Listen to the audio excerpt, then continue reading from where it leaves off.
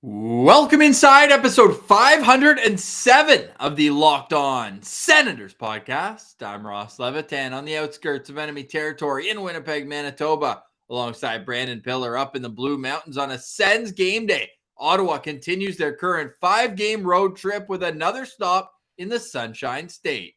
And Ross, the last time they were up against the Florida Panthers, it was an 8-2 beatdown. So hopefully we get to see something like that tonight. And the Belleville Senators were in action last night, and a certain veteran defenseman scored a goal. So I'll let you figure out what the result of that game was. The Pesky B-Sens, another come-from-behind victory. We'll recap that game, check in on a couple prospects doing big things, and of course, a full preview of tonight's Senators-Panthers matchup.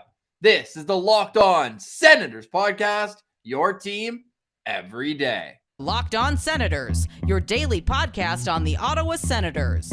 Part of the Locked On Podcast Network. Your team every day.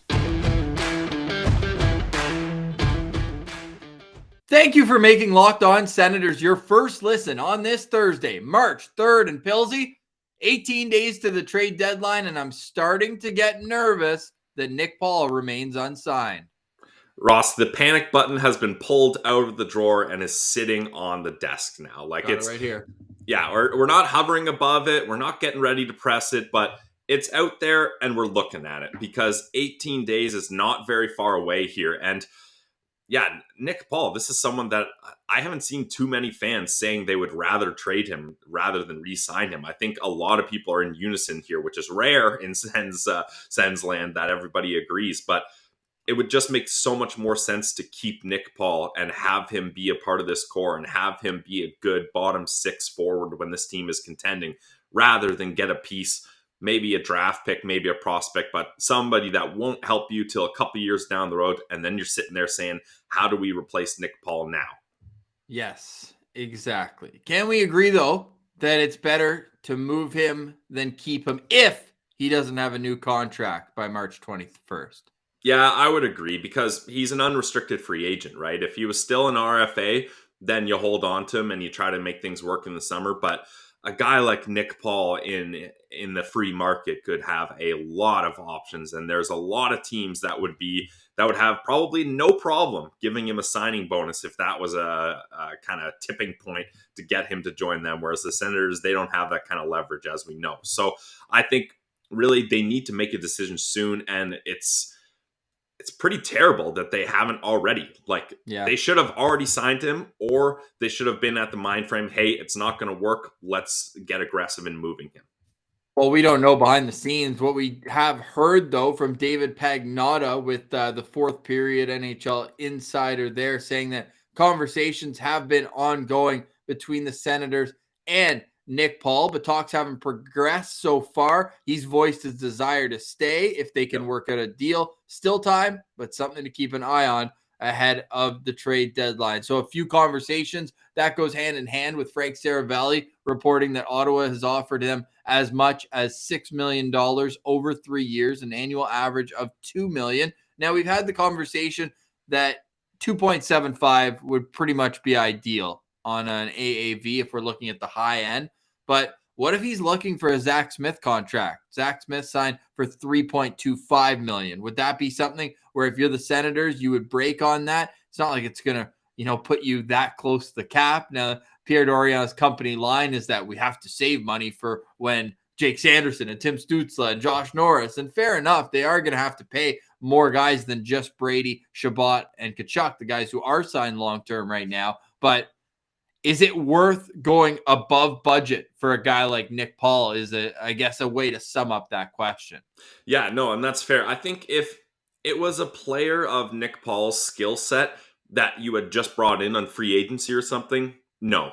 But this guy has been such a big part of the culture. He's been called up and down from the minors for 5 years in a row. He's shown other young, talented prospects, hey, you may not get it right away. It's going to take time. I went through that. I put the work in, and now look where I'm at. And I think look, if it has to be a little bit over $3 million, I think you can settle there. It's not ideal, but I think you can make it work. But Ian Mendez put out an article today referencing similar type contract. Sean Corrali was someone that was similar. I think it was 3 years, 2.75. And then Chandler Stevenson, same kind of deal, 4 years, 2.75. So I think if you're Nick Paul and you're in company with those players, that makes a lot of sense, especially Chandler Stevenson is outperforming that contract massively, I would say. So if you're Nick Paul, anywhere around $3 million makes sense. I think for the Sens to start at $2 million, that's fine. That's a significant raise from where he's at now at 1.35. So that's a fair starting point. You're not expecting to agree right away. So I wouldn't be shocked, Ross, if we get a deal done within a week of the deadline, above 2.5, but below 3.25, somewhere in that range for 3 or 4 years. Yeah, just going back to the Senators' negotiations with Zach Smith, and similar type player in terms of heart, soul, grit, all those intangibles that you love if you're an Ottawa Senators. They both wear an A on their jersey at the time, but Zach Smith came with a 25-goal season hot off the press. So he's got that in his bag where Nick Paul's career high he's setting this year, and he's got, 20-some points? So for all that Nick Paul does, this should not be a contract that breaks the bank. No, absolutely not. But I think, and that's a good point. Like Zach Smith was riding the coattails of a hot season, but points wise. But Nick Paul can say, sure, maybe I didn't put up hella points, but I was asked to be a first line center. I played defensively up against all the toughest matchups. I've taken the most faceoffs on this team. You know, like he has so many other leverage points that he can use to help his argument in contract negotiations that I think he could try to get somewhere around Zach Smith contract, and it wouldn't be that crazy.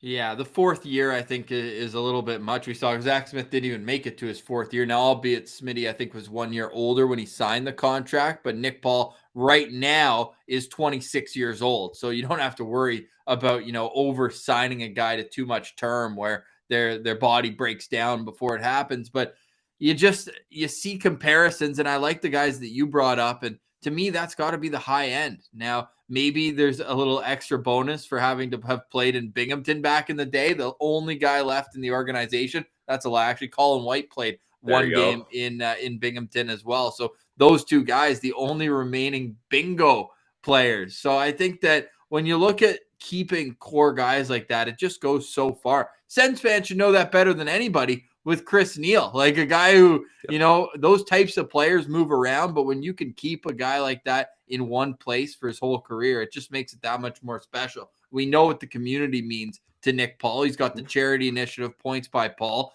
Shabby told us he lives here full year round. They've got their little golf team going too. So by all accounts, and I believe his wife works at Chio too. So, they're really ingrained in this community. It would be such a shame for him to go anywhere else. So I think now 18 days, we can still kind of take a deep breath. But, Pillsy, I'm putting it on the calendar in a week and a half from now. So once we hit 10 or less, once we get into single digits for days until the trade deadline, if he's unsigned, I think the odds go from about 10% that he's traded to 90. I think it's that drastic of a change. I would agree, because at that point, then the Senators, because also you don't want to be the Senators and it's trade deadline day and you don't have a contract and you have no leverage in trade negotiations, because other GMs are going to be like, yeah, I'll give you a fourth for Nick Paul. If you don't like it, call me back, keep him, and lose him in the offseason, right? Yeah. So,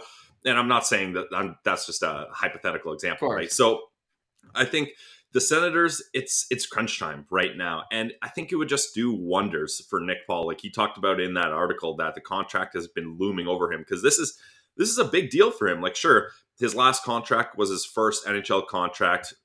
Nick, get a house in Ottawa, all that stuff is a big deal. Aww. But now this is his chance to really cash in and to make some lasting money here. So I don't think he's going to mess around here. And having the leverage of being like, okay, you're not going to pay up for what I want. I'll test the market. I don't have a problem with that. That's a real risk that the Senators could lose out on. And I think it would have a ripple effect through the locker room too. Like you look at guys like Brady, Drake, all these guys, Nick Paul is a big part of that leadership group, like you mentioned, wearing an A. So, and I think DJ Smith would be livid if they let him walk for nothing. The disciple. and he signs, like, let's say he signs in the division, like with Boston or something. Imagine DJ Smith, he'd be pissed. So No doubt. I think the pressure really is on here, and we want to see Nick Paul stick around.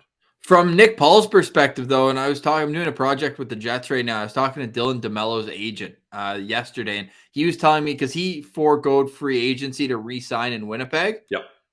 He said that Dylan was well aware the grass isn't always greener, and Nick Paul has it pretty good in Ottawa. He's got the letter. He's moving up and down the lineup. He's really relied on.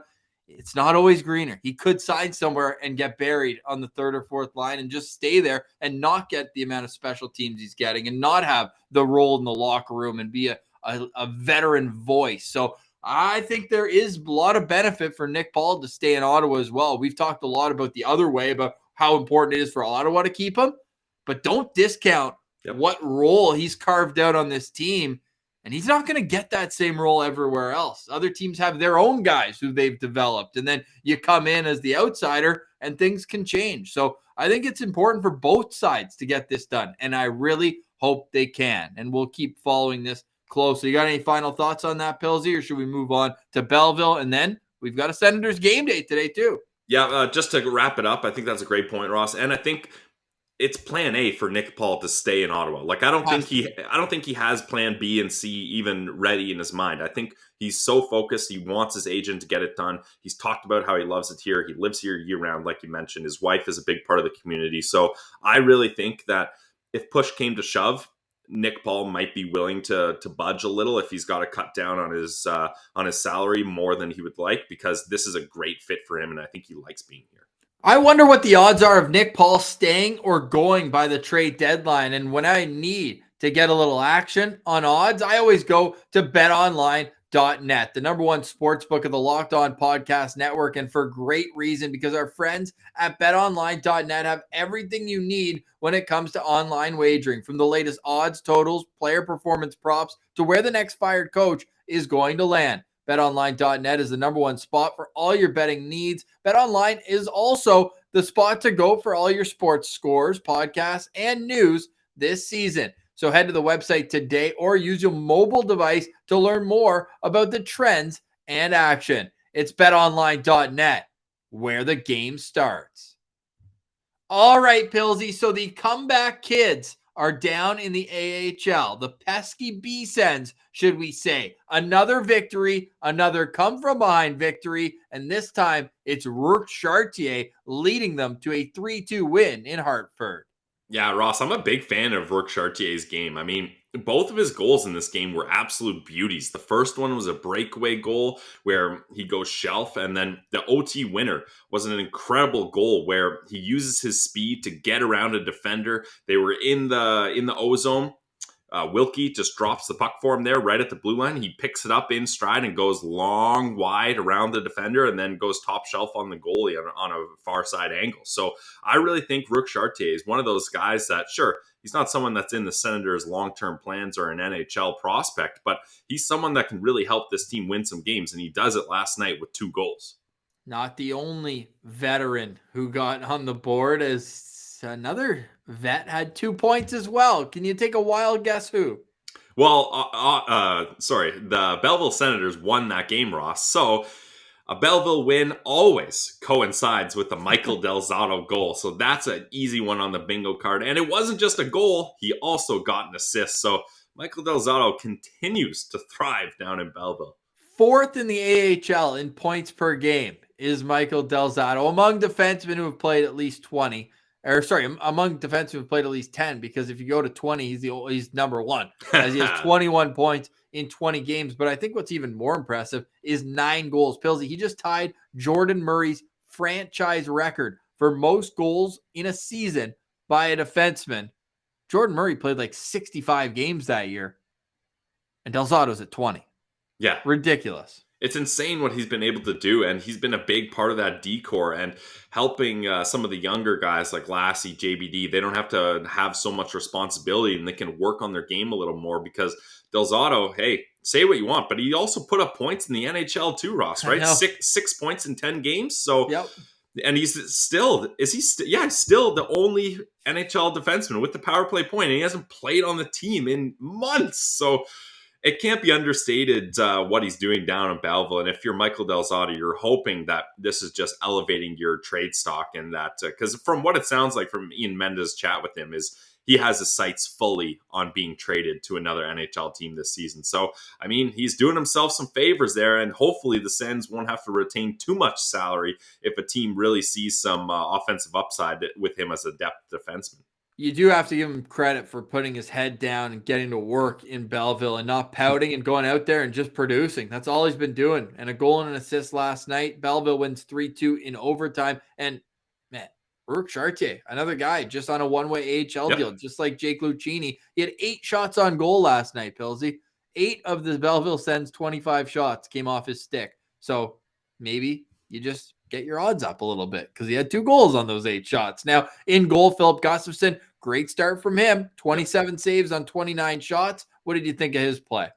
I mean, he gave his team a chance to win. He had a couple good saves. If you guys missed the games, what I do is you can head to AHL.com and they've got the highlight packs for every game played. They're usually pretty good, about 3 to 5 minutes, and you get to see a bunch of all the goals and some really good saves. And I thought he played well, and now we're going to get a chance where Philip Gustafsson, Mads Søgaard is on the shelf right now for a little bit, so Gus is going to get a majority of the time here until the trade deadline, if and when Anton Forsberg is traded and he's called up. So he's finally going to get some consistency. Let's see what he can do, because he hasn't exactly had the most success down in the AHL, as we've seen firsthand, Ross. Another victory, though. That's what matters. Yep. So points for Belleville and a huge boost in the standings for them. They're going to need another one this weekend. Back-to-back games against the team sitting just ahead of them in the standings of the North Division. It's the Rochester Americans. Public enemy number 1, Aaron Dell, likely to play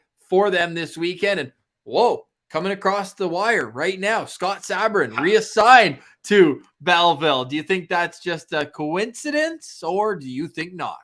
I mean, if it's a coincidence, it's a beautiful coincidence, because you couldn't have timed it any better. Like this is WWE style, where the villain comes into town, and who comes to save the day and punish the villain? Well, Scott Sabrin's here. So hopefully all his fingers are doing all right. That was one of the most iconic dislocated finger photos ever. Completely one of those, like, huh? So we hope he's doing all right, and hey, we hope he can protect the investments. I mean, hey, you got a guy protecting investments down there. You got a guy slinging real estate in Florida. Belleville's got a bunch of different things going on.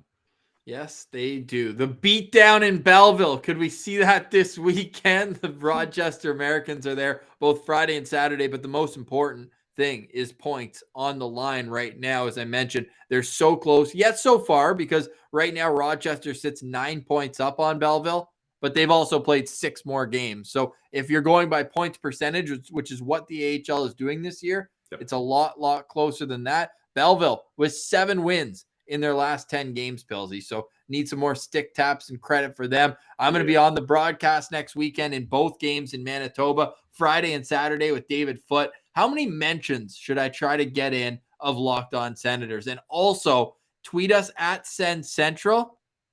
I want to get some words that I have to work in seamlessly to the broadcast. Make it a little interactive fun for the Locked On Senators listeners. Some Sen Central citizens, of course. Yeah, that's some good engagement right there. And Ross, anytime a friend of the show or a player that's been on the show, I mean, you can obviously quickly name drop that they've been on Locked On Senators. And that's going to be a blast for you, Ross. It's been a while since we've been able to work with the team, and we really enjoyed our time working with the Belleville Senators. So it's great that you're getting back in action and getting to color comment with our boy Footy. Yes, and we're going to have Footy on the show hopefully next Friday, right before we go into that weekend series. So stay tuned for all of that coming up next week on Locked On Senators. Before we move on to tonight's game, the Senators going up against MVP candidate Jonathan Huberdeau, Alex Barkov, who wasn't in the lineup the last time these two teams played, and, well, just the high-flying Florida Panthers in general. We got some stick taps as a goalie-friendly show to give out when you're talking about AHL action last night, Pilsy. We almost saw it in the NHL a week and a half ago, but we got a goalie goal. And this one we can be happy about, Ross, because it's not against the Senators. It's not even remotely related. But yes, Lucas Dostal of the San Diego Gulls, the Anaheim Ducks affiliate, he not only gets a 51 save performance, like just right there, that's incredible on its own, but he gets the coveted goalie goal from behind the net, same spot as Shesterkin, but he puts every ounce of strength he has into this one. Ross falls over trying to shoot it, and it trickles in for him. I mean, it doesn't get much better than that if you're an AHL goalie, stopping over 50 saves and scoring a goal for your boys. Unreal. And he had a shutout in the game before as well. So have a week, Lucas Dostal. If you recognize the name, he was a former teammate of Lassie Thompson and Roby Jarventi when we were following Eels closely in Finland during the wow. Please, sir, do not give me any more breaks like that of Sens hockey, where we were literally live following Liga games in Finland. I don't need that again in my life. Although we will be following along as North Dakota heads into this weekend. No Jake Sanderson again. Starting to feel a little weird about this injury. It was deemed serious enough that he was going to go to Ottawa to get checked out. Then Brad Berry's like, no, he's good. He's practicing. But now it's been 2 weeks and he's still just practicing. Yeah, it is very strange, Ross. Like, no one can really pinpoint or report on the seriousness of this injury. But like you tweeted out, this is just a long-term play. They're just keeping him healthy for when it really matters here. And UND's been able to have success without him. So it's crazy. Yeah. 31 of a possible 35 points without him in the lineup.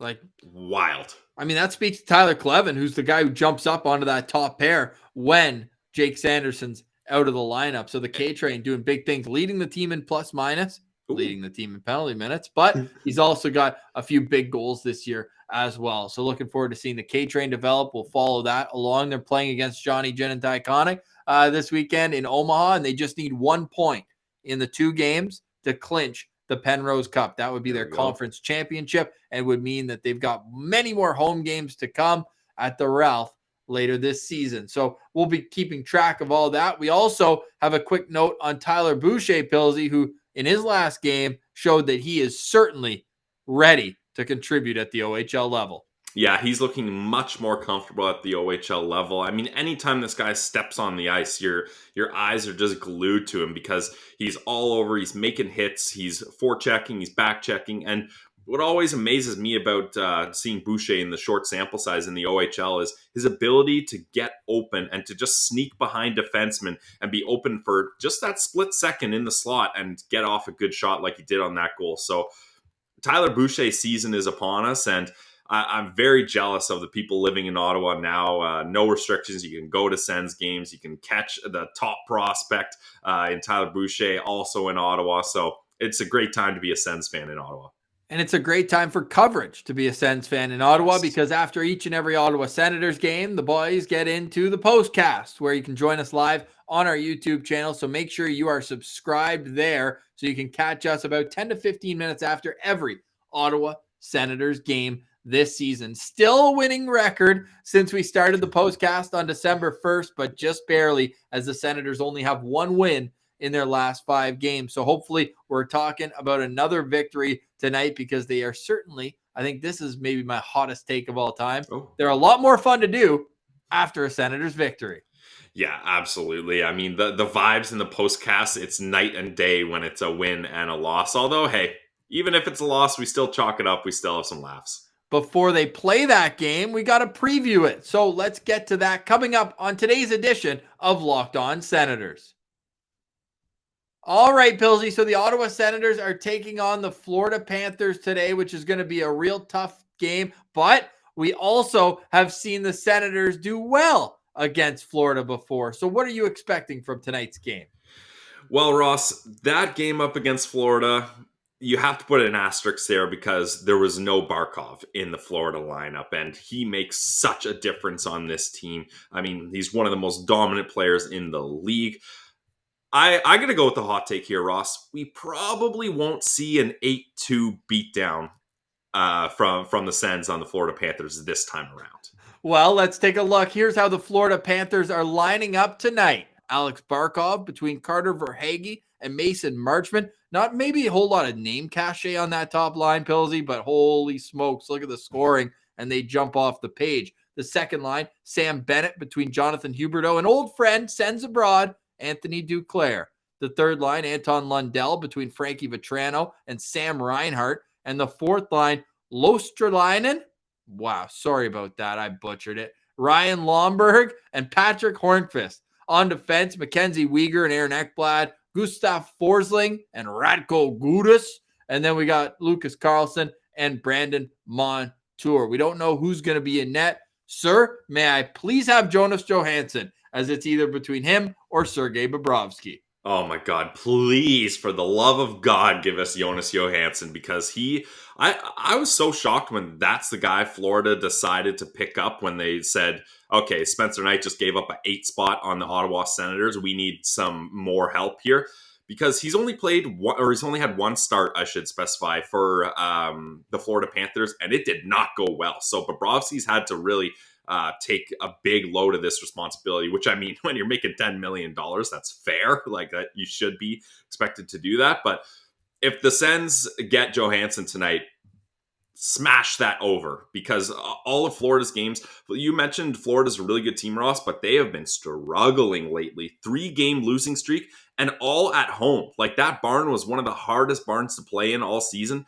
but they're losing some steam here. So I think they're hoping Star Wars night really gets things going for them. And just a quick note, though, I got to shout out the Panthers social media team for making the Ottawa Senators like the bad guys. Like, the Sens logo is like Senator Palpatine, which is a good little throw in there. And then the Panthers are like a Mandalorian helmet. So Star Wars night is always fun. May the force be with the Senators tonight. Yes. Now, the Florida Panthers are 23-6 on home ice, but as you mentioned, have just lost 3 straight at BB&T Arena, and another one of those 6 losses was the beatdown against the Senators. So that accounts for 4 of their 6 losses in 29 home games this year. So this team clearly able to get it done. Maybe they got used to playing with no fans. I mean, if there's a team who does, that's the one for sure. They sit second in the Atlantic Division, 1 point behind Tampa Bay now, who jumped ahead of them, although Tampa also has a game in hand. So a little bit further. And we said we're hoping that Florida finishes first, because I would love nothing more than to see a Tampa Bay-Toronto matchup in round 1. Although Tampa-Boston would be fun, but give them Tampa Bay, please. Now, you mentioned it, though. The Panthers have lost 3 games. Who are you looking out for on that squad tonight? I'm going to be looking out for our old pal, Anthony Duclair. And Ross, I'm still not quite okay with what happened with Anthony Duclair. Not even a qualify. That was one of the most shocking news items we've seen, that Duclair did not even receive a qualifying offer. And then for him to decide to go out on his own without an agent, that whole thing was just wild.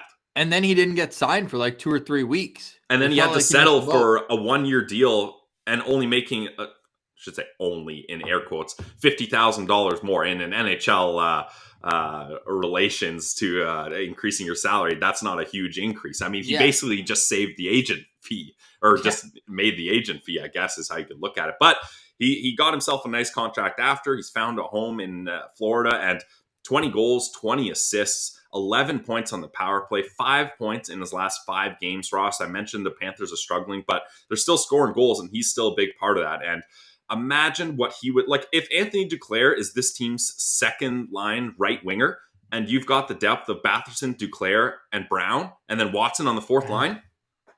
Like, your problems are solved. And it's not like Duclair broke the bank. I'm forgetting what contract he did end up getting. I can quickly look that up here, but he's been a big part of this Florida Panthers team, and I think they're pretty stoked that the Sens gave them the opportunity to sign him, and to sign him for a decent term.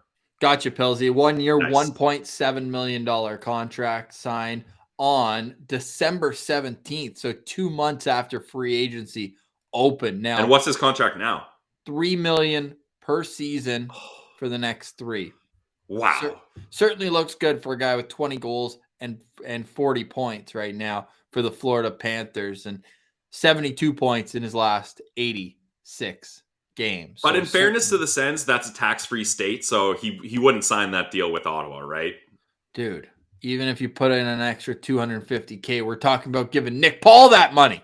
Yeah. Anthony Duclair, I don't think I'm going out on a limb here saying that the more talented of the two players, and certainly would fill the need that the Senators have right now for a top 6 right wing type player. Now, Yep. yeah. Anyways, let's leave that before you make me really, really angry. My lookout player is a guy who wasn't in the lineup in that 8-2 game earlier this season. Yeah, oh boy is right, because Alexander Barkov is heating up in a hurry. He missed a lot of time this year. He's only played 40 games, so missed about 10, but this guy is a point machine. So I don't even know where to end off when I'm looking back on him, because this guy gets points in almost every single game that he plays in. Let's go from January 6th. Seems like a good time. 28 points in his last 20 games.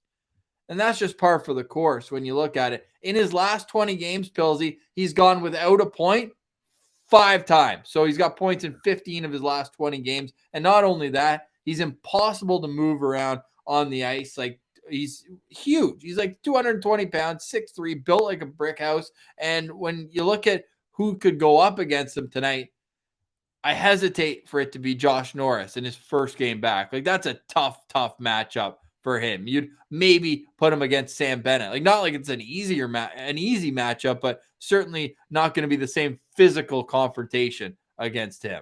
But then, Ross, you start looking down the lineup. Okay, you don't want Norris to go up against one of the best centermen in the league on his first game back. Okay, so let's give him to Tim Stützle. That he's going to get absolutely destroyed in the faceoff dot. Okay, let's give him to Colin White. Just his third game in. Only like 2 games difference. Okay, let's give him to Dylan Gambrell. Like, you know what I mean? Like, I think ideally you would want Nick Paul going up against him in the faceoff dot, but Nick Paul is now back as a winger with Colin White back in the equation. So it's going to be that's been my thing lately, is checking and watching faceoffs, and it's going to be very intriguing to see how the Sens handle the faceoffs here, especially since they're the away team. Dylan Gambrell's only goal of the season in 35 games came against the Florida Panthers, a shorty in that game. All right, here's how the Senators are expected to line up, and yes, that is Anton Forsberg starting in goal. So we continue to really slow down and not put too much pressure on Matt Murray to play 2 games in 3 nights, but we'll see, because I'm assuming with the next 2 games being back-to-back, they're just going to rotate again. So the Sens are going straight up minor hockey style, just rotating goalies back and forth. Although Matt Murray, I thought, played pretty well. That really grinds your gears, eh? I want to, if you're paying a starting goalie over $6 million, they should play 3 games in a row. I don't think that's too much to ask. Yeah, no, I get it, but I just think in this season it doesn't really matter. Yeah, and Forsberg's playing really well. And you're trying to showcase him, so. I know. But if I'm the starting goalie making that, I want to play every night. I feel like they should be trying to rip starts away from him, and I feel like it's like he's very happy to do this game on, game off. That being said, Anton Forsberg starts. He's been red hot, a .935 save percentage over his last 16. Like, this guy, his sample size is just growing, and so is his season save percentage that started out so slowly. Forsberg now 11-8-2 on the season with a .279 goals against as well. On defense, I've got an asterisk there because Josh Brown sounds like he'll be a game time decision tonight. I put Brandstrom in, even though he was an extra at the skate yesterday. It didn't sound like there were going to be any other changes. No morning skate today, I should clarify, just going off of what DJ Smith said to the media here. So Thomas Chabot will be in Nikita Zaitsev. You've got the shutdown pair of Nick Holden and Artem Zub. And then, like I said about the bottom pair, put this in pencil, not pen, Erik Brandstrom with Josh Brown tonight. Up front, wow, it's nice to see Josh Norris back there at the number 1 center position. He's in between Brady Tkachuk and Zach Sanford. Tim Stützle between Alex Formenton and Connor Brown. Colin White between Nick Paul and Tyler Ennis. And Dylan Gambrell between Parker Kelly and Austin Watson. Pilsy, who's your locked-on player among these? Well, I'm sticking with how I've been going, Ross, and I'm sticking with Colin White. I mean, this is still such a crucial time for him. With Norris just coming back his first game, I think we could see Colin White being leaned on a little bit more than usual. He's playing on a line with Paul and Ennis, which I think complement him nicely. Like, you got Paul defensively sound, but can still, he's got a hard shot. So if you set him up, he can score. And then Tyler Ennis is a little water bug out there. So I really think Colin White has a chance to continue his streak here. And I'm hoping that if I keep having him as a locked on player, he's going to keep getting points. So that's what I'm going with tonight, Ross. 2 games, 2 points since his return. So that would be a huge boost tonight. Do you expect him to continue to play more and more each game? Or do you think that what you see is what you get type right now? Because through 2 games so far this season, he's sitting at, and his game log for some reason doesn't come right up. He played 14:30 against Montreal and 15:30 against Tampa. So are you expecting maybe 16:30 tonight? Keep pumping it up a minute per game? No, I don't think it'll go up now that Norris is back. I think right around the 15-minute mark is exactly where it's going to be, and that's where it should be. I think that's a comfortable amount for him. You're getting enough usage out of him. He's popping off on the second power play unit. So, yeah, I think Colin White is in a great spot.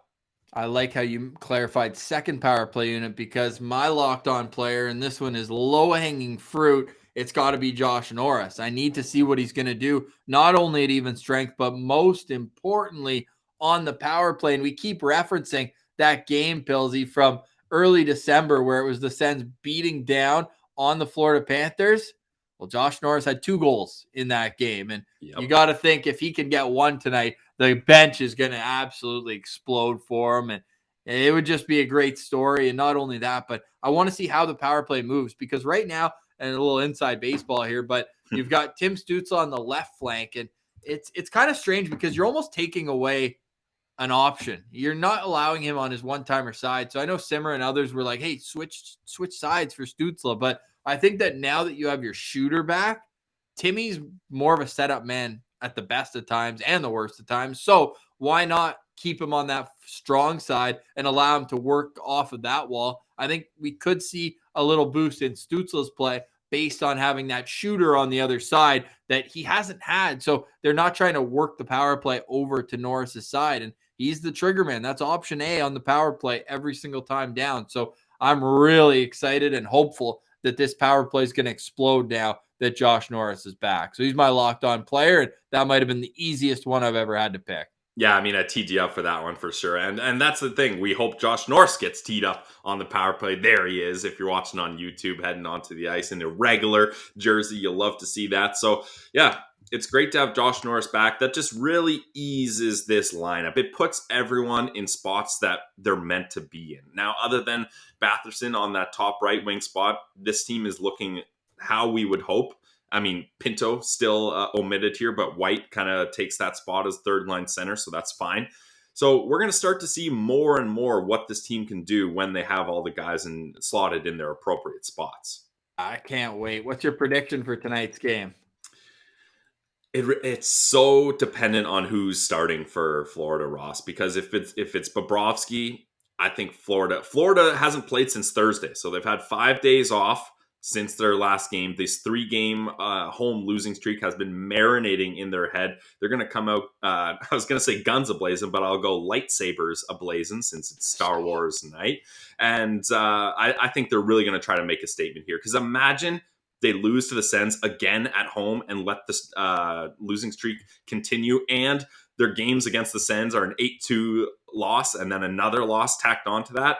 That's tough for them to swallow. So I think they're going to really be pushing here, and we're going to see your lookout player, Barkov, really take control of this game. That's what I'm worried. So if it's Bobrovsky, I'm looking at a clean 4-1 win for the Panthers. I'm not going to give too much up here, but if it's Johansson, I'll go 5-4 Sens. It'll be a run and gun type game. Oh, all right. So hammer the over at BetOnline. Hammer the over, yes. In the third period, the last time these two teams played, things got chippy in the second half. Huberdeau took a misconduct, an unsportsmanlike, and a cross check. And then Sam Bennett fought Zach Sanford late in the game. So I wonder if that carries over. The Senators got 2 power play goals in that third period on top of Dylan Gambrell's shorty, his only goal again this season, 35 games. Wow. I predicted the right score last game, eh? I had 5-2 Tampa. So you know what? I also said 4-1. Okay, I wasn't going to say it. I wasn't going to say it. No, but I said that was what I was hopeful for, yes. And then here's my realistic one. So that's credit to me. You know what? Split the prize. I'll take half my winnings for that one. A little hedge my bet. Tonight, though, man, that 3-game losing streak, I have to weigh that. I have to weigh the fact that the Sens are probably feeling good going back into that locker room in Florida. Like, oh, here's some good memories. That was, of course, the safety first game where Nick Holden got the bike helmet after that big win. They're going to get an extra boost with Josh Norris back. 4-3 Sens tonight. Regardless of Panthers goalie? Yeah, give me Bobrovsky. I don't care. Oh, yeah, I don't like that. Yeah, 4-3 Sens. But I also, my main play too tonight is going to be the over. I'm going to be all over that. Are you hammering Josh Norris goal? Yes, I absolutely am. Should I pull up at betonline.net right now? Let's see. What would you assume the odds are for a goal for Josh Norris tonight? I mean, he's got, like, Vegas eventually figured it out, and they made him a favorite to be an anytime goal scorer. That happened midway through the season. I'm going to say, I think it'll be a plus, though, since he's just coming back. I'll say plus 150. Oh, it's got to be a plus. But if we are looking, oh, they haven't updated it yet. Way to go. They will later on today. But right now, I guess they haven't gotten word that he's officially back, I guess. Right now, based on the guys here available at betonline.net, you know what? I'll go by association. Plus 200 for Brady Tkachuk. Let's see a nice Josh Norris. What's Whitey sitting at? Not available right now.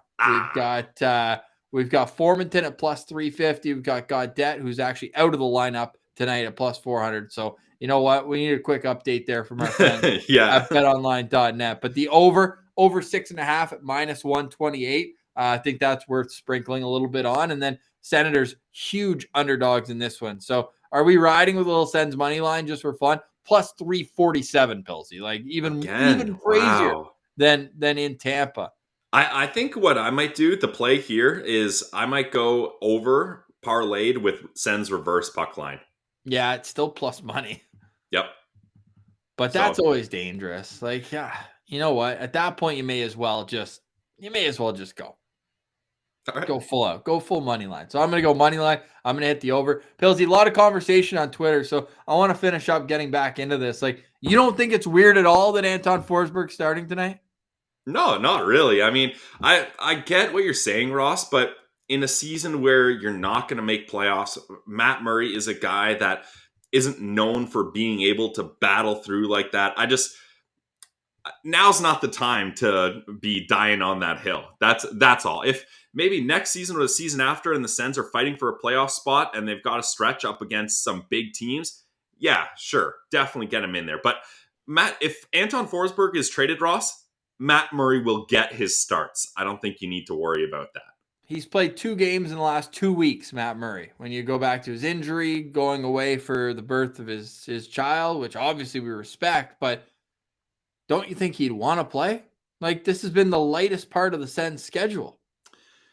I mean, I have no idea what's going on in the locker room. I think Zach Burke has a big handle on who's hot and who should be going, and DJ Smith puts a lot of trust and faith in what Zach Burke says. And, like, if Forsberg had been terrible recently, then I'm sitting there being like, what is going on here? But Forsberg's been one of the best goalies in the damn league. So it's not a bad choice to go to Forsberg. And especially after a rough night, like we mentioned, it wasn't Matt Murray's fault that Tampa put a 5-spot up on them, but not a great night for him either. So I think it's not bad to give him the night off, let Forsberg take the tough assignment, and then maybe you see Matt Murray go up against Arizona to try to give him another boost here.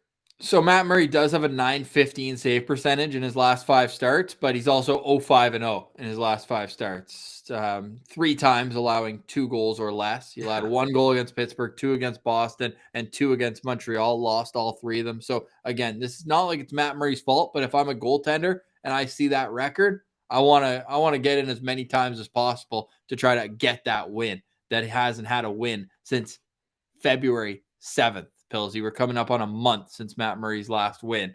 It's been an absolute while. We'll discuss after the game on the postcast. And again, I do understand from the standpoint of pump Forsberg's value.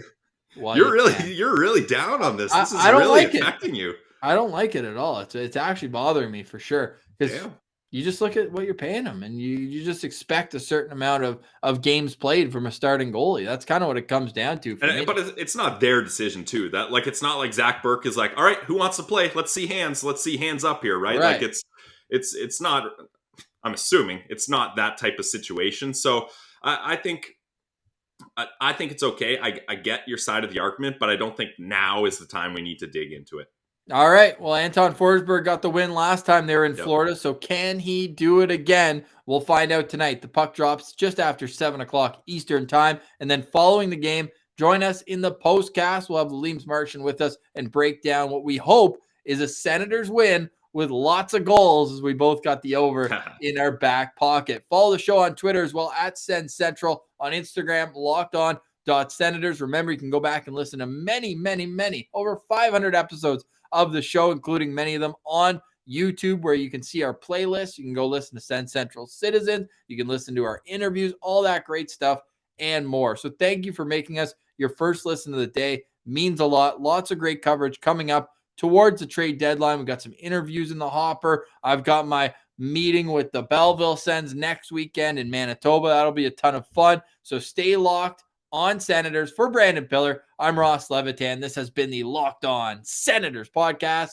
your team every day.